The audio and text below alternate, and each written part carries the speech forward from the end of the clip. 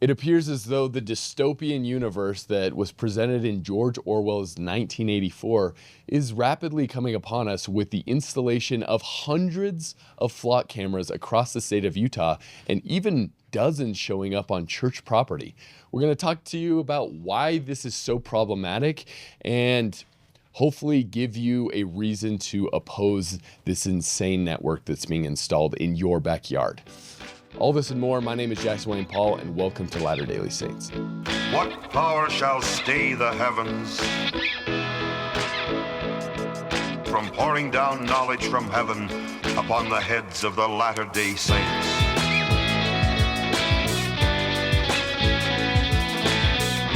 Ladies and gentlemen, welcome to Latter Daily Saints. And for our first-time viewers, if this is the first episode that you're watching, I'm excited for you, okay? This is going to be one of our best episodes ever. This is essentially a news and pop culture commentary show made by Latter-day Saints, intended for Latter-day Saints, but we have members of other faiths that join us daily, and we're grateful to have you.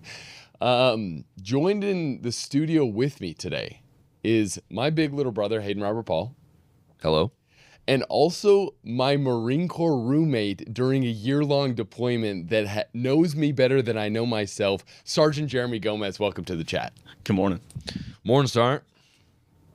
Morning, Sergeant. He's been on the show before with Hayden. I didn't get to be in the studio or else it would have gotten way too ruckus. They talked about mass immigration, all this stuff, England and their police system. I'm glad I wasn't there. It would have gotten too ruckus, okay? I got passionate feelings about that. But we brought Jeremy into the studio today, not because he, like ourselves, we are not official representatives of the Church of Jesus Christ of Latter-day Saints, but we love taking a look at things happening in our Latter-day Saint community and in the world abroad and run our mouths on the internet about it. And today, the subject of our mouth running is that of high importance, okay? Jeremy, I was going to lunch the other day to get some tacos. As one does. As one does. Yeah. Right? From where? What? What taco place? It's called the Taco Spot. Is it good? Unofficial sponsorship. Bidia Tacos at the Taco Spot. Highly recommend. That's where you got those. That was yes. good. Mm-hmm. The Taco Spot, friend of the show. Friend of the show. And then I go out, I turn on to Cougar Boulevard right there by BYU, and then I see this, gentlemen. I see this. What is it? I see a sign pointing up to a flock camera on BYU Boulevard. Okay? Okay. Now, I've seen a bunch of stuff on the internet about flock cameras, but there was one thing that I saw just 5 days ago that completely pushed me over the edge. I'm like, we need to get Jeremy in the studio. Let the people know what is happening in the Great Beehive state of Utah with these, and across the country with these surveillance systems, and give some needed information about these, okay? So gentlemen, this is what's happening with flock cameras in our very own beehive state of Mill Creek, Utah. Questions about who is watching and who's in charge as a tool promoted as a way to fight crime fuels a national conversation about privacy, surveillance, and public oversight. Some of those concerns are hitting home right here in Utah communities. Yeah, recently a flock license plate reader camera was installed on a Mill Creek city property, but city leaders say they never approved it. Now, the camera has since been taken down and removed, but as 2 News investigates, Ariel Harrison found out the bigger mystery now, how it got there in the first place and where else this could be happening. Who's accessing the footage of the cameras? I don't think we have a clear idea of who that is. As Sarah Whitley watches her daughter play at Mill Creek Common, she says learning a flock surveillance camera had been mounted nearby without the city's knowledge is unnerving. That is concerning if we don't know who's putting them up and if it's not approved through city council members or even the public. The device wasn't a typical security camera. It was a flock automated license plate reader, technology designed to capture license plates and vehicle characteristics that can then be searched by authorized users. Supporters say the cameras help solve crimes and locate suspects. But in Mill Creek, the city says it never agreed to have one on its property. We've removed that flock and we'll continue to remove any that we find have been placed illegally. Councilman Tom DeSirant says neither the city nor Unified Police has a contract with Flock. Now city leaders are trying to answer the same question community members are asking. Who put it there? Have you reached out to Flock to ask how it got there? Probably will be, because we do have one of their cameras in our custody. The one that was placed on our property, we took it down. It's in our storage, and we're trying to figure out why it was there in the first place. That makes me wonder how many of these have been placed illegally. We are actively looking at every single Flock camera that's in the city of Mill Creek and working to determine if it's there legally or not. 2 News reached out to Flock Safety asking how one of its cameras ended up on the property without the city's approval and who authorized the installation. We are still waiting for a response. The discovery, though, is also drawing attention at the state capitol. What's equally concerning, I think, is that they can take the device down, but it's the data that we're concerned about, not the device. State Senator Stephanie Pitcher's district includes Mill Creek. She says the debate isn't just about the cameras. It's about transparency.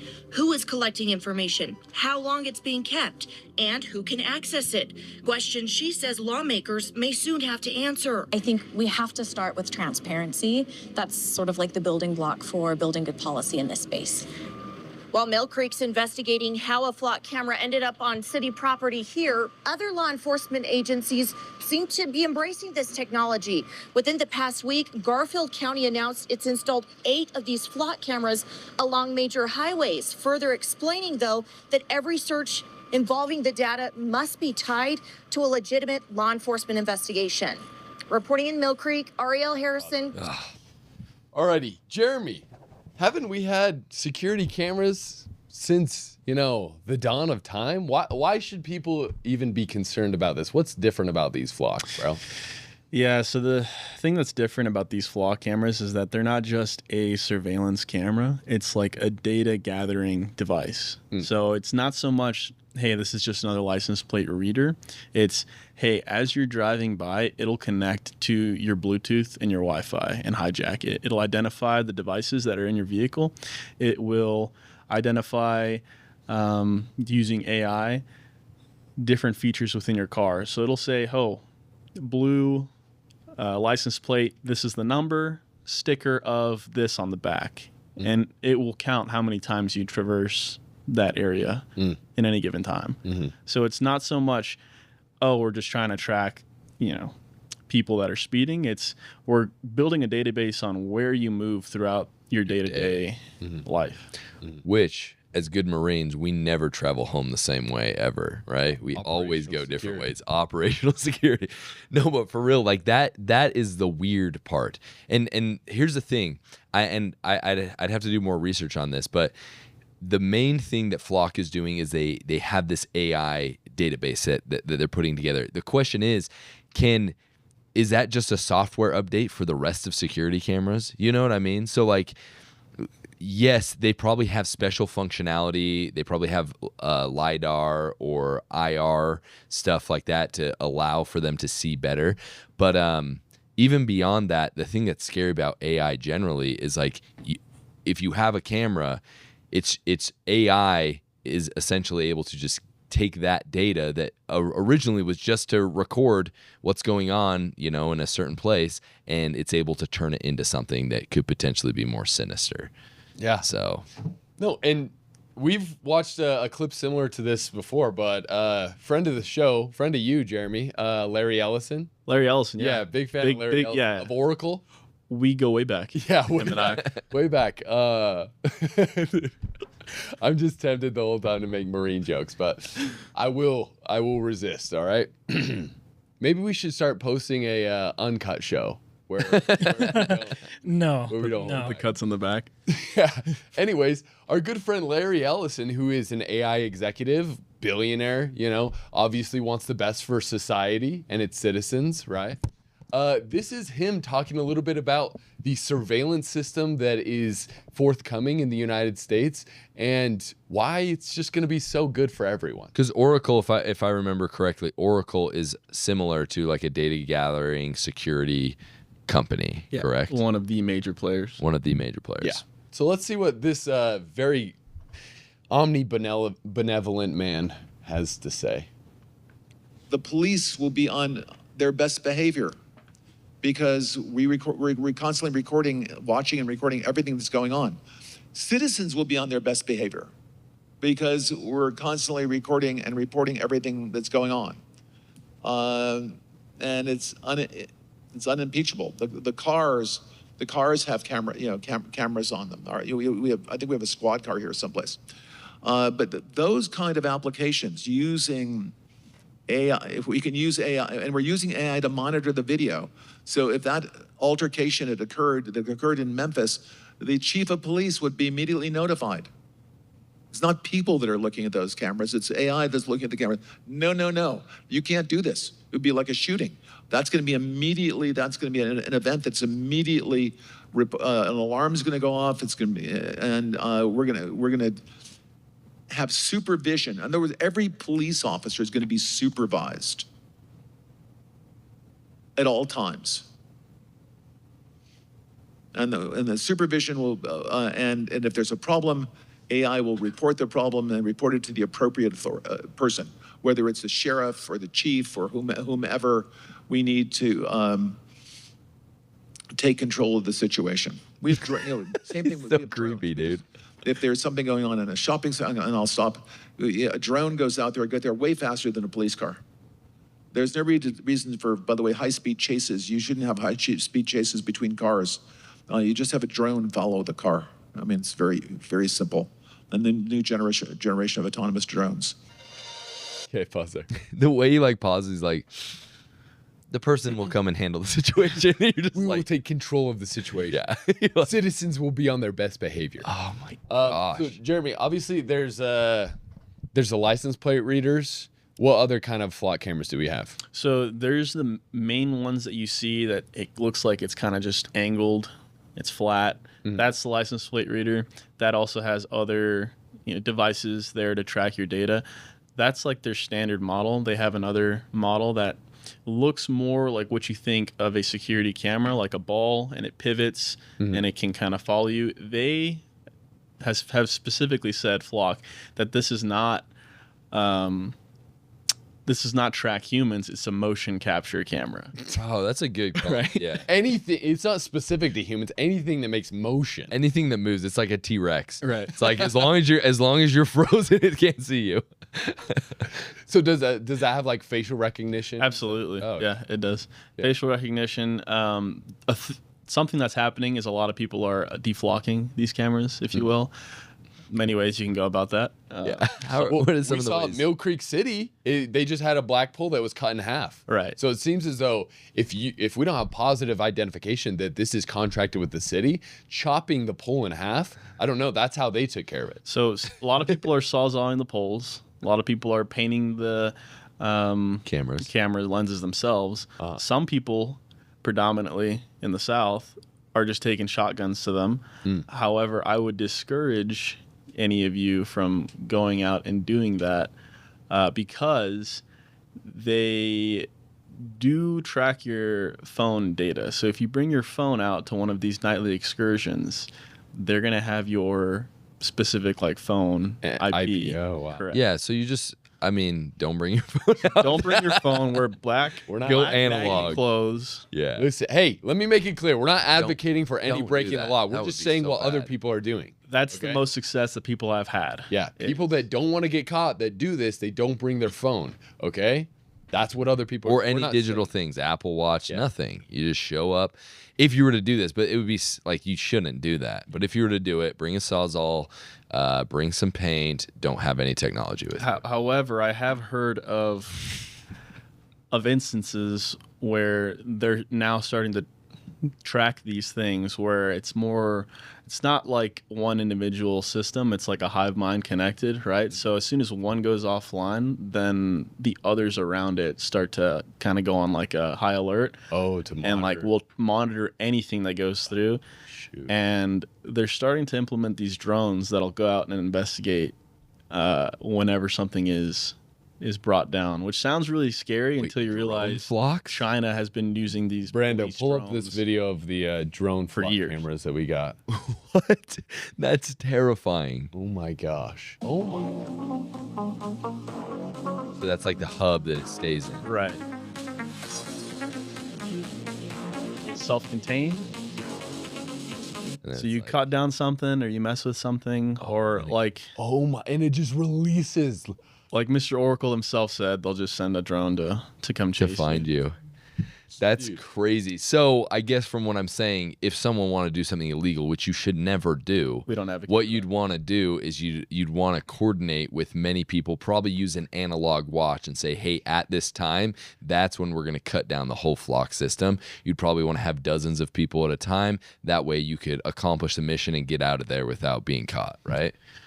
But you shouldn't do that. If you were to plan something like that, that might be more successful than going at it alone. And recently we talked about the installation of that massive data center, okay, in Box Elder County. And many people whom I love, okay, talk to me and are like, well, don't you want to beat China in this race? Who knows if China gets ahead of us in this AI race? I'm like, race to what? What's the finish line? The finish line is these massive drones that are coming out and monitoring us. What is China doing? They're monitoring all their citizens, implementing a social credit system so that you are on your best behavior, not by your own free will and choice, but because you're forced to, because of the consequences. You will be socially ostracized from society if you are not on your best behavior. That's the end of this AI race. Now, you may still be watching this and be like, guys, you're overreacting. We've had security cameras forever. Okay, they can read license plates. They can track your digital data, IP, whatever. They're just getting more advanced, right? Now, what's happening is we're moving closer and closer to this Orwellian Big Brother state of surveillance, right? Where Big Brother's always going to be watching you. Private life is going to be ceased. And yeah, he's saying, oh, we're going to be tracking crimes and different things like that. And we'll show you some articles and videos here that, spoiler alert, AI is not unimpeachable, like he was saying, okay? But gentlemen, did you know there's a verse in Ecclesiastes that talks about flock? Really? Tell us. I know there's a verse in Alma that talks about a flock. Okay, well, go to your... Where he's chopping off the arms, where Ammon's chopping off arms, protecting his flock. Okay. Yeah. So what's the scripture, Jack? We're going to be going to Ecclesiastes chapter 10, verse 20. Okay. Now, right now, they're saying, hey, with our current laws, we just want to keep everything in order, right? If people are breaking the law, they deserve to be caught. You know what I'm saying? Now, what this is eventually going to do is, hate speech laws are becoming more and more prevalent, right? What happens if a flock camera gets wind of you saying something that now in that the modern society is deemed hate speech and is illegal and punishable, okay? What happens then? That's where it's coming next. Right now it's visual, but it will eventually go auditory. And then we're screwed. And they have voice recognition software with its facial recognition. And then the thought police are coming at your door. Exactly. And in Ecclesiastes chapter 10, verse 20, it says this, okay? It says, curse not the king, no, not in thy thought, and curse not the rich in thy bedchamber, for a bird of the air shall carry the voice, and that which hath wings shall tell the matter. There we go. The flock of birds will let you know. It's literally saying, hey, if you say something against the king, against the government, right, be careful, because something with wings is going to carry it to their ears and you're going to get punished. You know what I'm saying? Obviously, that's kind of a silly scripture. Kind of wild, though. I do want to say along with that, in 1984, which, do they read that in school still? Nope. No. It should be. It needs to be. My children will be reading it, that's for sure. But 1984, George Orwell has this passage in there that's talking about the constant surveillance that they live in. He says, you had to live and did live from habit that became instinct, in the assumption that every sound you made was overheard, and except in darkness, every moment scrutinized. And so that's what happens. So people have talked often, especially, in the early 2020s, late 2010s, when you had people being banned from social media websites and things like that. They're like, well, the government isn't silencing speech, so we still have freedom of speech here, right? And then there was a big argument, well, like, are these community squares and should they be treated under, the First Amendment, just like the U.S. government does. But this is what we learned from there, is you don't actually have to silence everyone's speech, make things illegal. You just have to make it so there is scrutiny for what people say, and then they will just start censoring themselves. And so that's the issue with a lot of stuff. And you can look at it from a crime point of view and you're like, well, if everyone feels like they're being watched, maybe crime will go down. And here's the thing, it probably will, but to what cost? You know what I mean? And there's just that famous thing, that famous picture that has like the lion out in the wilderness and then the lion in the cage. And it's like one of these is safe and gets all of its meals and gets health care and all of this sort of stuff. And the other one doesn't. Which one do you want to be, right? And it's obviously the lion in the cage is the one that gets that is the most safe. But we just don't, we don't want that. Let me just share something from Ezra Taft Benson that I just found real quick. And it says, oh, by the way, hi, everyone. When he was president of the church in 86, which I don't know, maybe he read 1984 and that informed a lot of what he said. But he said, if we do not understand the role of government and how our rights are protected by the Constitution, we may accept programs or organizations that help erode our freedoms. An informed citizenry is the first line of defense against anarchy and tyranny. So yeah, he's warning there. This has been warned about for a while. Yeah, for sure. And here's what's so concerning. Pull up that second video, Brando, or maybe it's the first one. Yeah. Okay. So like I said, spoiler alert, if you think AI is perfect 100% of the time, it is super, super not, okay? And if AI is the one monitoring these cameras and making all the shots and then letting the humans know, hey, you need to go after this person, they're breaking the law, it gets very problematic when they have the wrong person, right? And then you get situations like this horrendous one. Denver woman says that she was wrongfully accused of theft after police tracked her car using flock cameras. Now, the camera system has been a point of controversy over privacy concerns, but it's been a praised tool by police who've used it successfully to track down suspects and make arrests. But after the system was used to accuse her of a crime, one woman is warning everyone to have cameras of their own. Fox 31's Anna Kuhn sat down with her and has her story tonight. Anna? Hey guys, well, the Columbine Valley police chief has since voided the court summons against this woman, but she says she never should have been accused in the first place. She says her car was never at the address where that package was stolen. You know we have cameras in that town, and you can't get a breath of fresh air in or out of that place without us knowing, correct? On September 27th, the Columbine Valley police officer came to Chrisanna Elser's door and issued her a summons to appear in court, accusing her of stealing a $25 package in the town of Bomar. The officer said he had doorbell video of the theft and had tracked her car in the area using flock cameras. It is locked in. There is zero doubt. I wouldn't have come here unless I was 100% sure. 100%. The only problem with this case, she wasn't there, and she had the evidence to prove it. Dash camera video from her car, a log of her location from Google Maps, and doorbell video of her walking into her tailor's house when the package was stolen. He just kept telling me that any evidence I had wasn't worth it.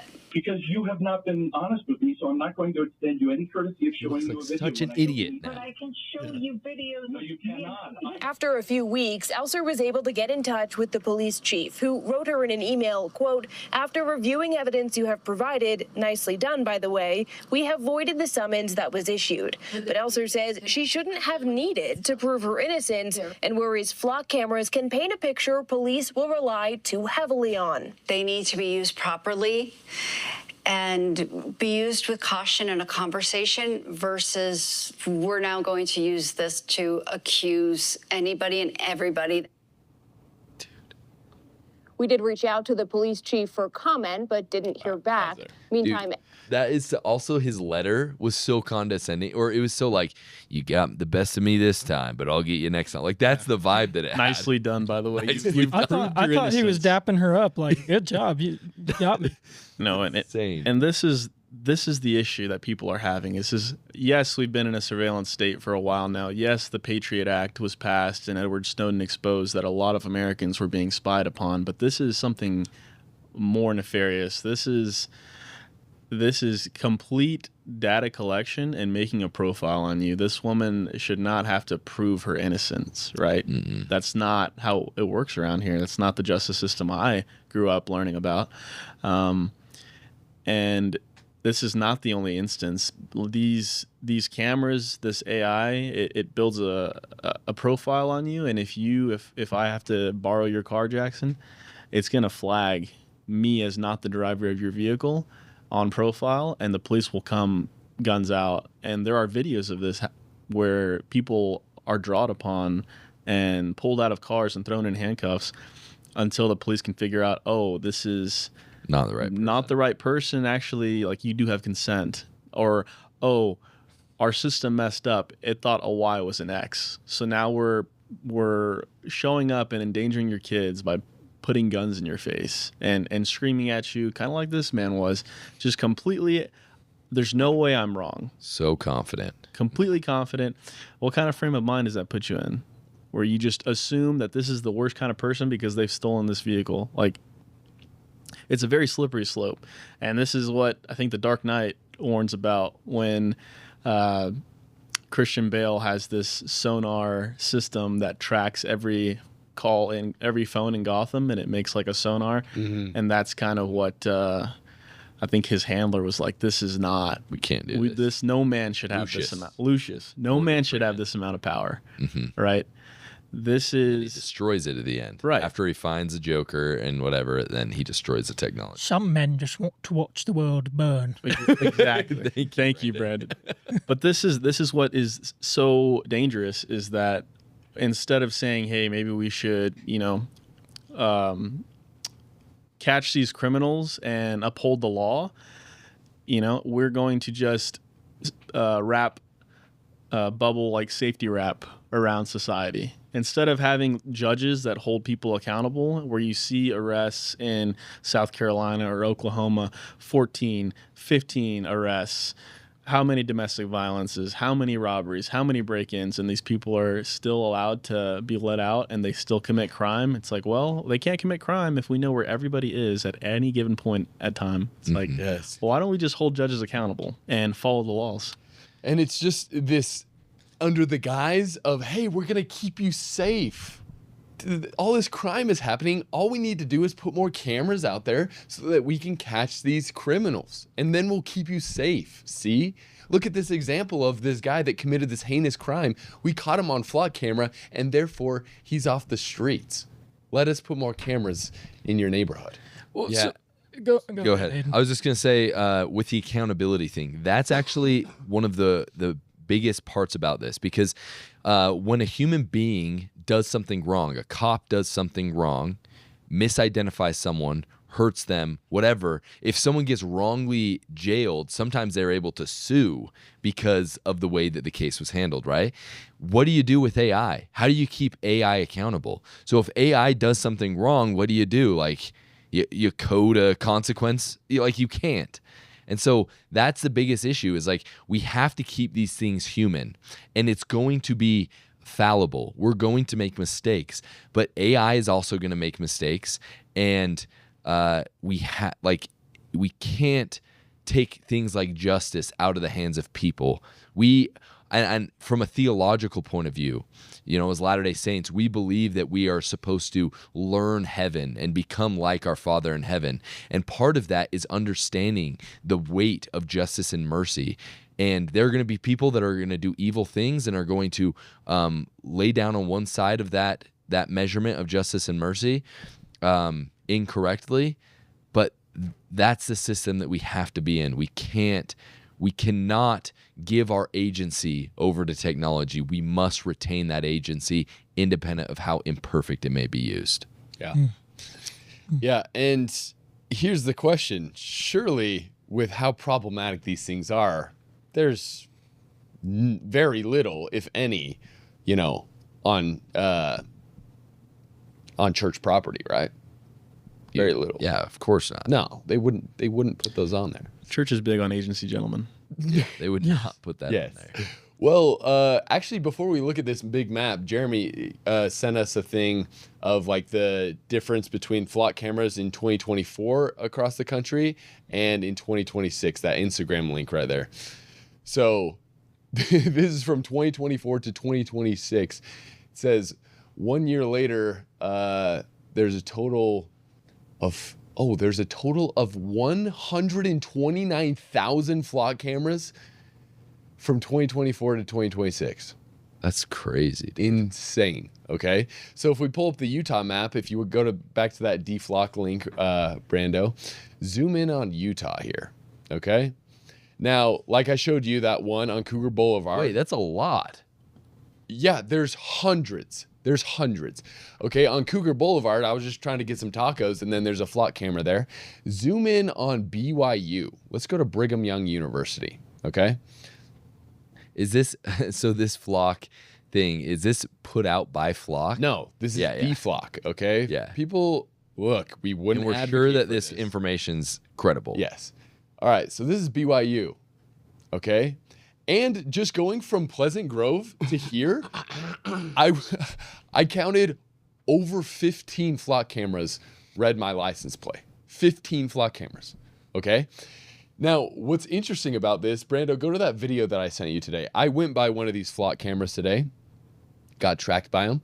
And what's very interesting is it's literally right, like there's the MTC right there. Hold on. There's the flock camera right here. Hold on.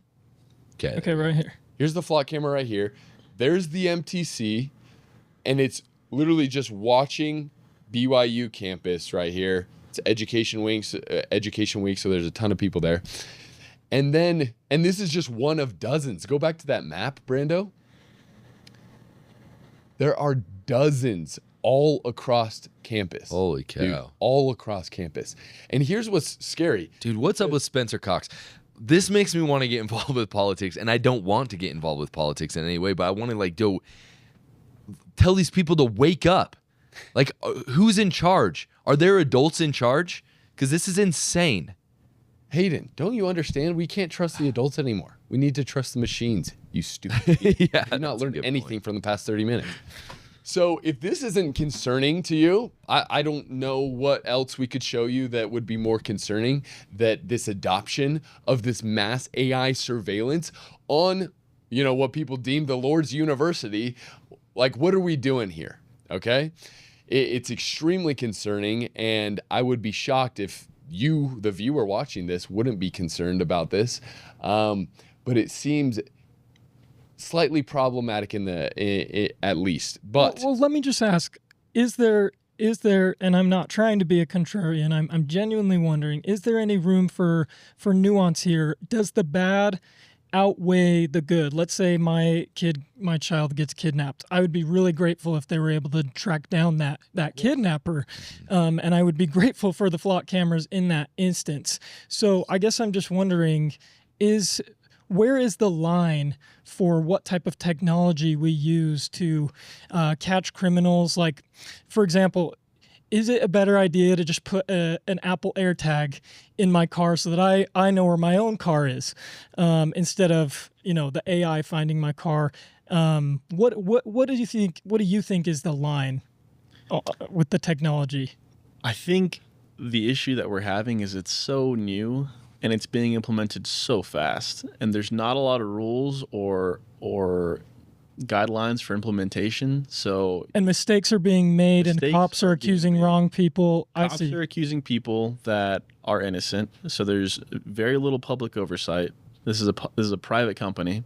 The data is being collected, harvested, and nobody knows really what's going on. There's no need for a search warrant when a crime is supposed to be committed.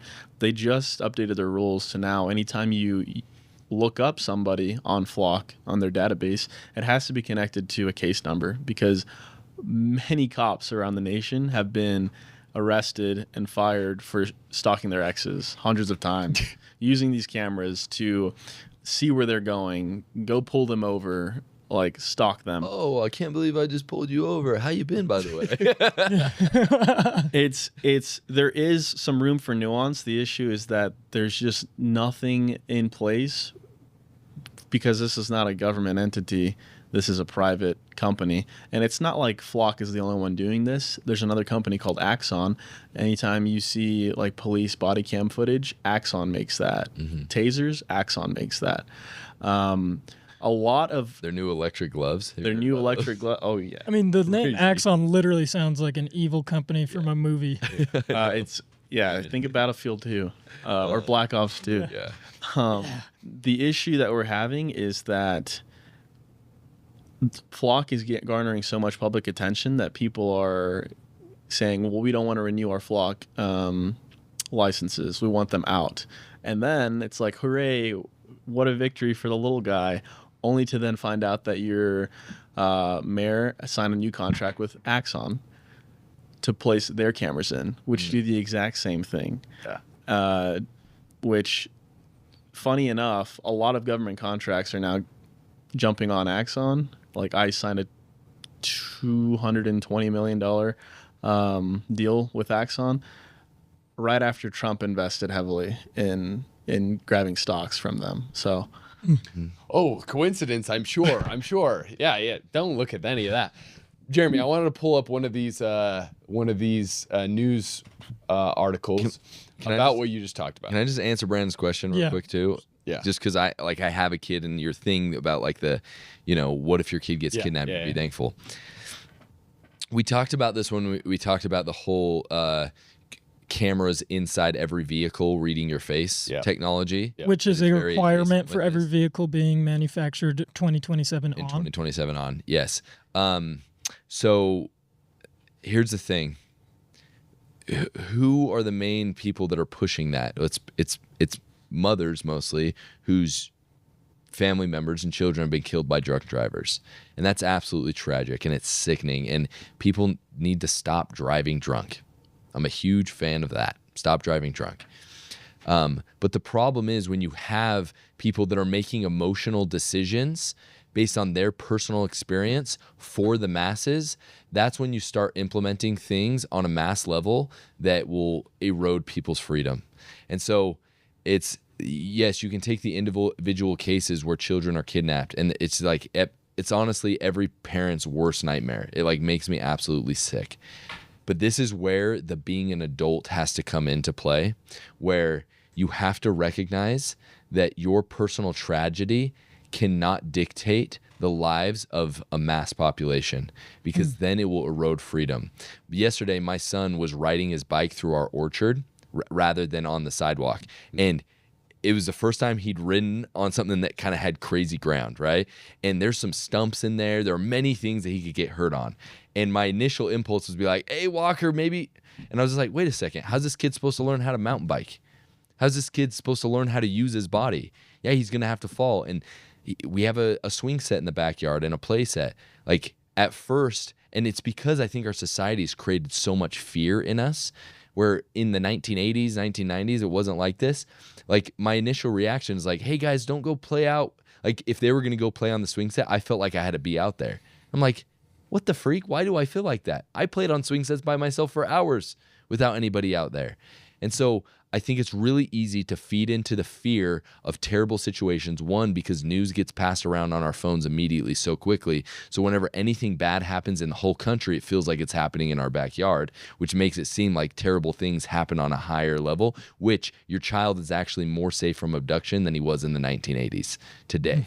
And so I personally think like, you have to step out and be an adult and look at the full situation and be like, yes, it would be terrible if my kid was stolen, and maybe a whole city filled with Flock cameras would be able to find them, but at what cost? And that's the question we have to ask. Sure.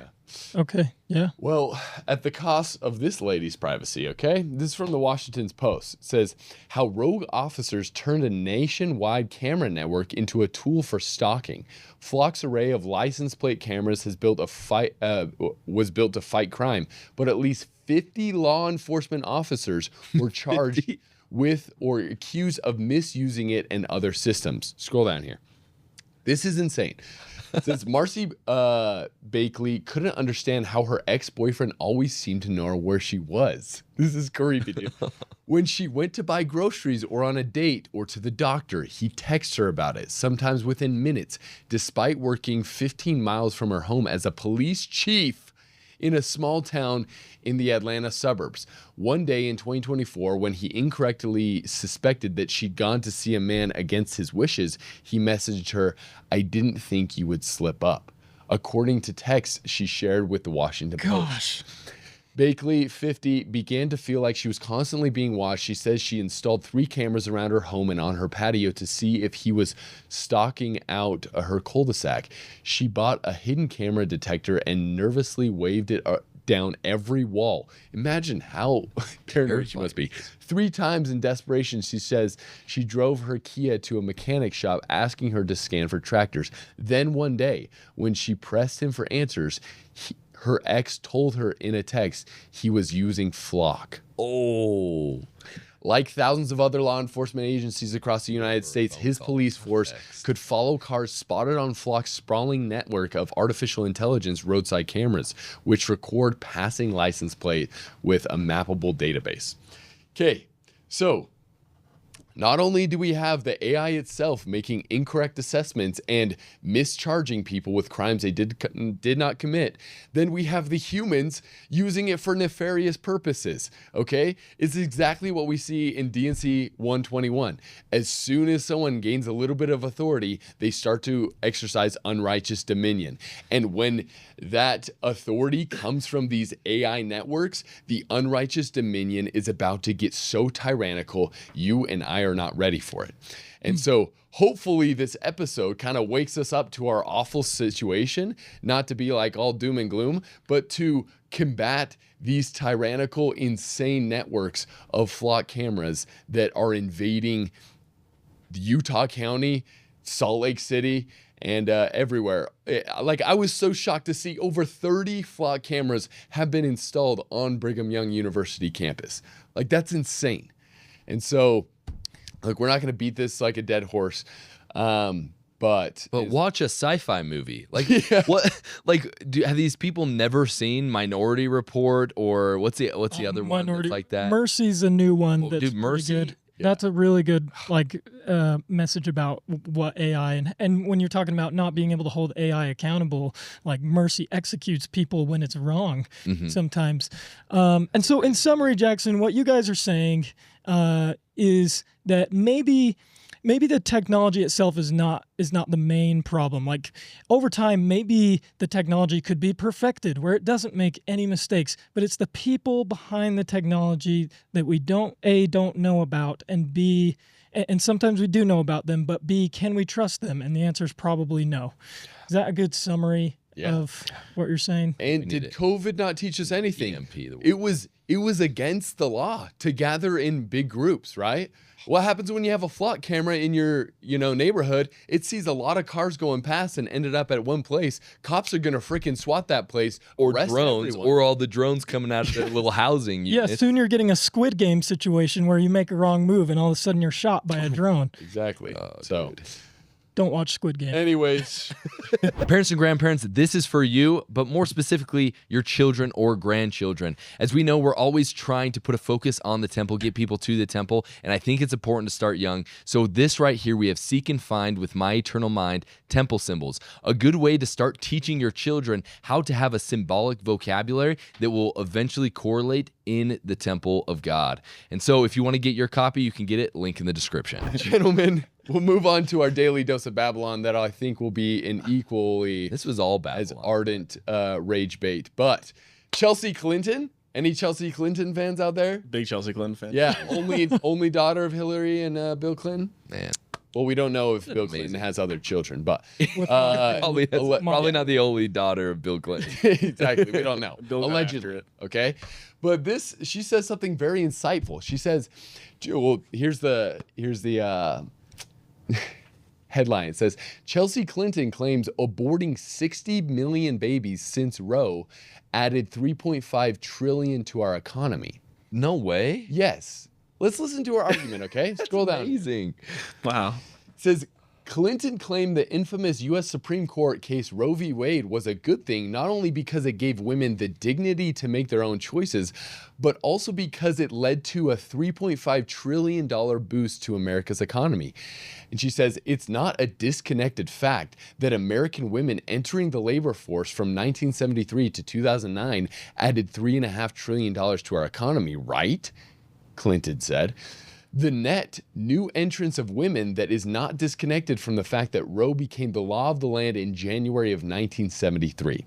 So what she's arguing is, hey, before these women, they would get pregnant and they would have these kids. Now what we can do is they get pregnant and then they just kill their babies so they can go work in factories more and add $3.7 trillion to the economy. Isn't that phenomenal? Oh my gosh, dude.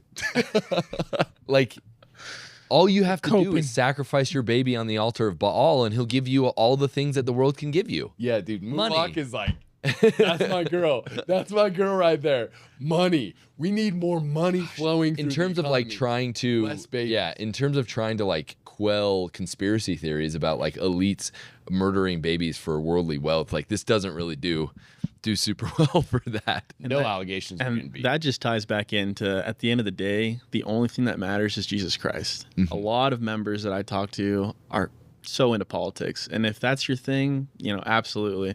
But at the end of the day, both sides are just playing you. They don't care about you personally. Mm-hmm. This is the right is trying to bring in as much H-1B visa workers so that they don't have to pay them as much. The left is trying to bring as many Syrian refugees and African refugees to fill in jobs that apparently we don't have to fill in for Americans. And it's like, wow, wouldn't it have been great if, all these children that have been aborted could have worked in society and we didn't have to bring in all these people? Because actually, one of the best things that we've learned over the last little bit is one of the best things for the economy is actually a high birth rate. Did you know that? So, like, for example, South Korea is going to be in an absolute economic tailspin in about 10, 15 years because they haven't had enough children to replace the workforce. And so there's going to be a huge gap where there aren't going to be people to be able to uphold their economy. So, Chelsea, I would check your numbers again. And just overall, dude, I saw this video that this woman put out, and maybe I'll find it later and we can show it later. But it was just this woman that's just like, hey, you got tricked into going and working for another man for your whole life, most likely, instead of being at home serving the man that you actually love and the children that you love. And at the end of the day, you're like, I'm sticking it to the man, but you're probably working for and building the wealth of another man who can fire you at any moment. And so I just thought that was an interesting take from a woman on what the reality is of this ideology that Chelsea is putting forth. That may have been a video from a woman, but she was indoctrinated by the patriarchy. Patriarchy strikes again. It's so true.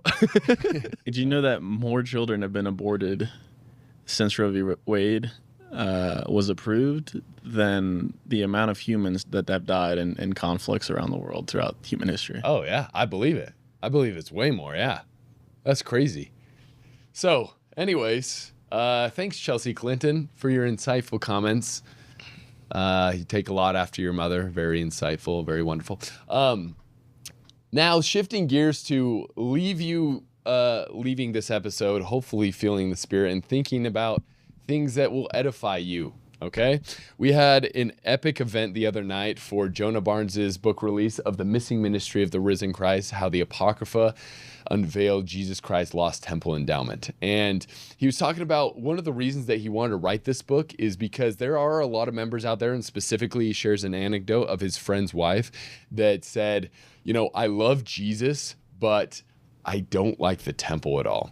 And he just kind of shares, I want to play this little clip of something that he has come away learning after seeing how much of the temple was focused on in these apocryphal texts from Jesus's 40-day resurrected ministry. And just want to play this for us. Is for you. This is for you.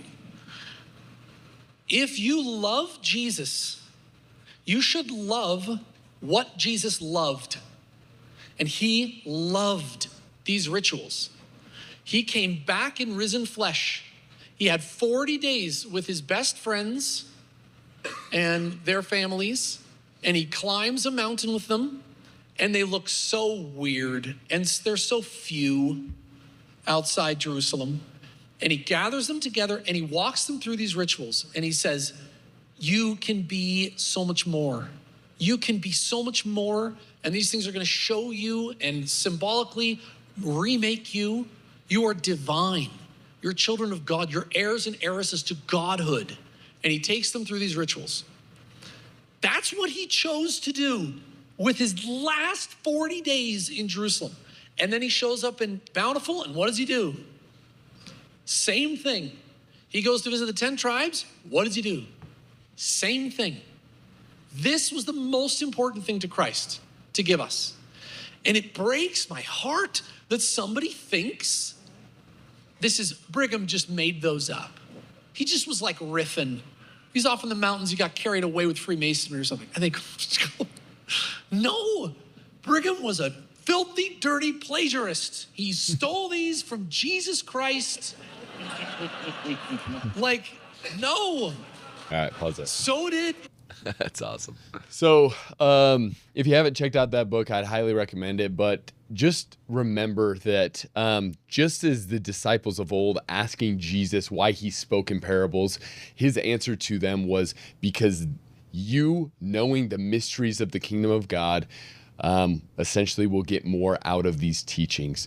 And those mysteries were the secret rites and rituals practiced by initiated persons from just what the etymology and the meaning of the word mysteries in the New Testament is. And so those same ordinances that we practice in our temples today are those that date back to the ancient practices. So epic stuff. Gentlemen, let's cap this episode off reading some comments from yesterday's video, shall we? Yesterday's episode was crazy, okay? We talked about the Provo Canyon whole debacle with Reckless Ben, a 30-year-old man posing as a 17-year-old, okay? Jeremy, you think you could pass for a 17-year-old nowadays? I think if I shave the mustache, it'd be all right. Probably. Maybe and you bleach your hair and like had it go up like this. Yeah, like kids do now. Like Jerry curls and like the baggiest pants you've ever seen in your life. Maybe laid off the peptide injections for a couple weeks. Yeah. Allegedly. Because you can't do that in the military. Oh yeah. Yeah. Pete Hegseth said we can TRT up, gentlemen. Oh yeah, that's true. We just can't get good food in the USS Abraham Lincoln. Nope. That's exactly. So here's some of the comments from yesterday. This one is very insightful. It's from Laura. She says, former treatment center worker here. I worked at a youth care in Draper for 8 years. I can confirm that it's a lot of kids from wealthy families, or it's kids whose school districts pay for their treatment, aka California kids. It was about $50,000 per month, if I remember right. Gosh. California's school districts paid for them too. I don't think the treatment center I worked at was as bad as Provo Canyon, but the stories I could tell you would blow your mind. Goodness gracious. Okay. And that's a perfect $50,000 example. a month. I know you talked about a Marine Corps person that we know that was in there yesterday. And it's what we were talking about today is a perfect example of what you were saying with DNC 121. As soon as you get a little power and authority, you exercise unrighteous dominion. That is the Marine Corps, like in a sentence, right? And it's also these care facilities. A lot of these people probably have had tyrannical fathers or come from bad situations, and then they have an opportunity to go and set these kids straight. And so what they do often, and this isn't all of them, because I know people, we have other friends who work with troubled youth that I know are good people and really care about them. So there are those for sure. But there is always the opportunity for people to exercise unrighteous dominion and take out their anger and hatred for authority figures by being a tyrannical authority figure. Yeah. Unfortunate. Here's a good comment from the King. Shout out the King. He says, Utah. Oh, I think he's also plagiarizing from Dave Butler, okay? Who made a tweet like this, but he says, Utah, let's send Nick Shirley to expose the world. Let's send Reckless Ben to expose Utah. You said something like that, Dave, huh? I did. He did. He did say that. Hey, the king, I'm wearing blue. I need help. Get me out of here. It's an inside joke between me and the king. Yeah, I need to cut that. That was crazy, dude. All right, Sheldon Norcross, who is the guy that got hired at Provo Canyon School. He actually saw this video and commented. He said, to clarify, I have only an arrest on my record, but that is not allowed with working with at-risk youth or vulnerable adults. I am not a felon. I'm glad that you clarified that. Yesterday we weren't quite sure. I was like thinking stealing a vehicle, surely that's got to be a felony, right? Even if you were a felon, bro, we love you. Everyone can change and repent. You should see my criminal record, okay? It's been expunged now. No one been expunged, so you can't see it. Gentlemen, in this economy. Makes no sense, but it's all. And then this last quote, comment from Lindsay, who made the phenomenal sign that you can't see right now, but that's behind Brandon. You can check out yesterday's video to see it. But she said, "You pronounced my name correctly. I'm so glad you guys love it. Makes all the work worth it. My way of supporting the show and giving Brando's Wall some illumination." Shout out to you, Lindsay. You're awesome, incredible, lady. Using your God-given talent to do some good. So, I know this episode ran a little bit long, but I think a lot of important things were said. So, do with that information what you will. And remember, first off, Jeremy, thank you for coming on the show. Is there any last words that you would wish that our audience left here knowing? Just stay off of social media. Just, I think the kids say touch grass. Touch grass. That's what I've heard. Mm-hmm. All of this data collection it seems really scary when it's a flock camera, but you don't realize that you're doing that every single day when you log onto these social media applications. Mm-hmm.